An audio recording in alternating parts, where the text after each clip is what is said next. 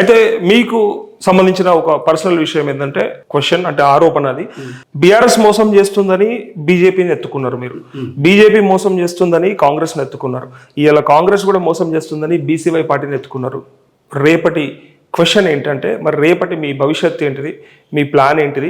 నిజంగానే మీరు ఇట్లా మార్చుకుంటూ పోతా ఉంటే అసలు ప్రజలకు మీ మీద నమ్మకం ఉంటుందా? అసలు నమ్మకం ఉంది కాబట్టి ఓట్లు ఇచ్చిండ్రు, ఒకటి గుర్తుపెట్టుకోండి, ఓట్లు ఇచ్చిండ్రు దాంట్లో. ఇప్పుడు మరి ఇంకా ఏం చేయమంటారు, వాళ్ళ రోడ్ల మీద వచ్చి డాన్స్ చేయమంటారా? ఇప్పుడు ఇప్పుడు చక్రధర్ని జైలు వేసే క్రమంలో అరే దగ్గర కోట్ల రూపాయలు తిన్నారు, ఒక్కడన్నా సపోర్ట్ చేయలేదంటే వాళ్ళు ఎక్కడ సపోర్ట్ చేసిరు?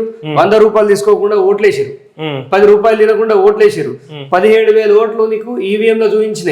కానీ కనబడింది ఓట్లు హరీష్ రావు ఎన్ని మాయం చేసిండో ఓటు తెలుసు. 30 ఏళ్ల నుంచి అక్కడ వాళ్ళనే నడుస్తుంది.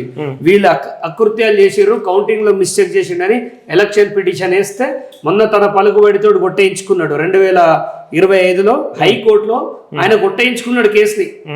ఎన్నో సాక్ష్యాలు ఉన్నా కేసు కొట్టేయబడింది. అంటే ప్రజలు కరెక్టే ఉన్నారండి. మీకు ఒకటి చెప్తాను, మొన్న బీజేపీకి 60,000 ఓట్లు పడ్డాయి రఘునందన్ రావుకి సిద్దిపేటలో. 2023 అసెంబ్లీ ఎలక్షన్స్ లో చక్రధర్కి పడ్డాయి కూడా అవే ఓట్లు. డామ్ షూర్ గా చెప్తా, ఎందుకంటే పరీక్ష రాసిన వాడికే ఏం రాసినా అనేది తెలుస్తుంది, దిద్దేవాడికి తర్వాత ముచ్చట. నేను చదువుకున్నా, అహర్నిశలు చదువుకున్నా, నేను రాసిన, కానీ ఆ ఏది ఆ జవాబు పత్రాన్ని మారిసిన దుర్మార్గుడు హరీష్ రావు. సో ఇది ఎప్పటికీ రిపీట్ కాదు. ఏదో వాళ్ళ ప్రభుత్వం వస్తుందని అక్కడున్న గత కలెక్టర్ ఆయనకి అజ్జేసిండని అలా కిందున్న చెంచాగాడే చెప్పిండు, అన్న నువ్వు కేసే అన్న నువ్వు గెలుస్తావని. అండ్ ఈ ఎలక్షన్ లో చూపిస్తాం. ఈ ఎలక్షన్ లో కనుక చక్రధర్కి రాకపోతే అప్పుడు మీరు నిక్కచ్చిగా నా ముఖం ముందటానండి. అంటే ఆ ఉద్దేశంతో అనలేదు, కాకపోతే నిలకడ లేదు చక్రధర్కి. నా నిలకడ 2 జీవితాలు నాశనం చేస్తున్నానంటే అక్కడ నేను నిలబడదలుచుకోలే. ఓపెన్ గా చెప్తా, నా భవిష్యత్తు తర్వాత చక్రధర్ భవిష్యత్తు కావాలంటే నెలకి 2 కోట్లు సంపాదించుకునే అవకాశాలు నాకు చాలా ఉన్నాయి. నేను అద్భుతమైన వ్యాపారస్తుంది. ఇప్పుడు పోయి జబర్దస్త్ యూఎస్కి వెళ్ళిపోయి డైరెక్ట్ యూఎస్కి వెళ్ళిపోయి ఒక కంపెనీ పెట్టుకొని బతికేస్తా. మరి ఇక్కడ 17,000 ఓటర్ల సంగతి ఏంటి? నా కోసం దెబ్బలు పడ్డారు పోలీస్ స్టేషన్ లో, నా కోసం అన్ని కాదనుకుని వచ్చిన కార్యకర్తల సంగతి ఏంటి? నిలకడ అంటే ఏంటండి? వాడు అన్యాయం చేస్తుండు, హరీష్ రావుతో ములాఖాత్ అవుతుండు రూమ్ లా, వాడు వీనికి ఇస్తుండు, వీడు వానికి ఇస్తుండు, చూస్తూ నోరు మూసుకొని పార్టీలైనా నిలబడాలా? అలాంటి పార్టీలైన మంచిది కాదండి, దేశానికి మంచిది కాదు. కానీ మీకు ఓటేసిన ప్రజల కోసం మరి మాట మీద ఉంటాడా, నిలకడగా ఉంటాడా? ఎందుకంటే పార్టీలలో అయితే ఇట్లా సరే మీరు ఎవరి పేరు చెప్పైనా సరే మీరు మారుతా వస్తారు. నేను మర్చిపోయిన మధ్యలో బీఎస్పీ కూడా వచ్చారు, మీరు అందులోనే మీకు ఆ ఓట్లు వచ్చినాయి. సో ఇలా ఇట్లా మారుతా ఉంటే రేపు మాకు ఏదైనా మాట ఇస్తే కమిట్మెంట్ మీద ఉంటాడా, నిలకడగా ఉంటాడా? ఇప్పుడు చక్రధర్ వైపు ఉన్నందుకు వాళ్ళు నష్టపోయింది ఏముందని మీరు చెప్పండి.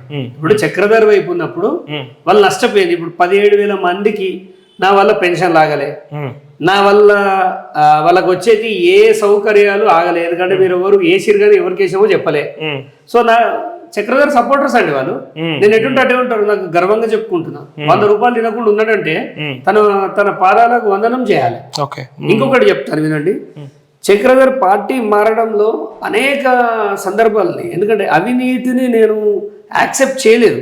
నేను నిజంగా అవినీతే కావాలి, అరే ఇప్పుడు ఈ ప్రజలేంది, ఈ రైతులేంది, జైలుకు పోయి వచ్చిన నన్ను ఒకటి దేక్తలేడు, ఈ కాంగ్రెస్ ప్రభుత్వం కూడా గిట్లుంది అని అనుకుంటే ఇవాళ బీఆర్ఎస్ పోయేటు ఉందండి. బీఆర్ఎస్ పోయి ఉంటే గొప్ప అవకాశం ఇచ్చేటోడు, ఎందుకంటే నాలాంటి వాళ్ళకు డిమాండ్ ఉంది మార్కెట్లో.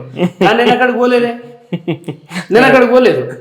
సో నేను ఎవరు ఊహించని బీసీవై పార్టీని ఎంచుకున్నా. అంటే నిజంగా రాజకీయ అనుభవం ఉన్న వాళ్ళు చక్రధర్ని యాక్సెప్ట్ చేస్తారు, చక్రధర్ వ్యూహాన్ని యాక్సెప్ట్ చేస్తారు.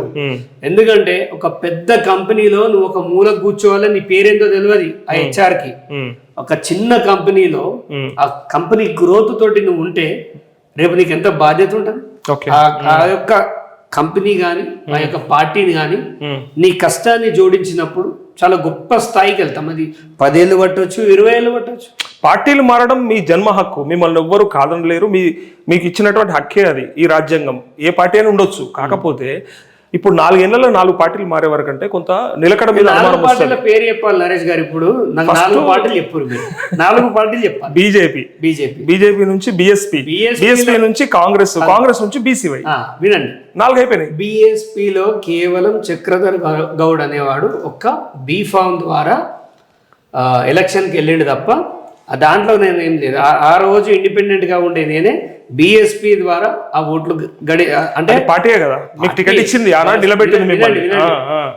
తన స్వార్థం కోసం ఆర్ఎస్పీ వేయండు పోయి కెమెరా ఆడబెట్టి అడగండి ఏం మంచి ఎస్సీలను మోసం చేస్తేవి బీసీలను మోసం చేస్తేవి దొరొత్తుంటే కారు ముందట కుక్కలే కూరకబడితేవి అని ఆయనను అడగండి. ఆయనను అడగడం కాదు కడిగిన సందర్భాలు చూడండి మీరు. ఇంతకంటే ఎక్కువ అడిగినాం మేము. ఎవరి కాళ్ళ కాడ పెట్టిన తాకట్టని అడిగినాం. ఇవాళ గువ్వల బాలరాజు నా గుండెకాయ కేసీఆర్ కావాలంటే చూడు అని పోస్ట్ మార్టం చేసి చూపించిన గువ్వల బాలరాజును అడగండి పోయి బీజేపీ సంకల వాషింగ్ పౌడర్ నిర్మా అవుతుండు. గుండెకాయ అన్నాడు అన్ని కాయలు అన్నాడు ఆయన. చక్రధర్ ప్రమోట్ కాలే ఎక్కడ చూసినా ప్రజల గుండెల్లో నేను చాలా సీరియస్ గా పార్టీలు మారడంలో తప్పు లేదు, కానీ నిలకడ మీద కొంత ప్రజలకి ఏమనిపిస్తుంది అంటే సరే ఇన్నిసార్లు మారుతా వస్తా ఉన్నాడు ఈయనని ఎట్లా నమ్ముదాము, ఒకవేళ మరి ఒకదాన్ని పట్టుకొని కరెక్ట్ గా నిలబడ్డా అంటే మీకు వాళ్ళు నచ్చుతలేరా వాళ్ళే మిమ్మల్ని పట్టించుకుంటలేరా అనేది ఇక్కడ అనుమానం. ఖచ్చితంగా రాజకీయ పార్టీలు ఎంత దుర్మార్గం అయిపోయినాయి అంటే బీఆర్ఎస్ హయాంలో విచ్చలవిడి దోపిడీ జరిగింది, అది ప్రజలు దించేసిరు, అది వాళ్ళ నిజ స్వరూపం చూసాం.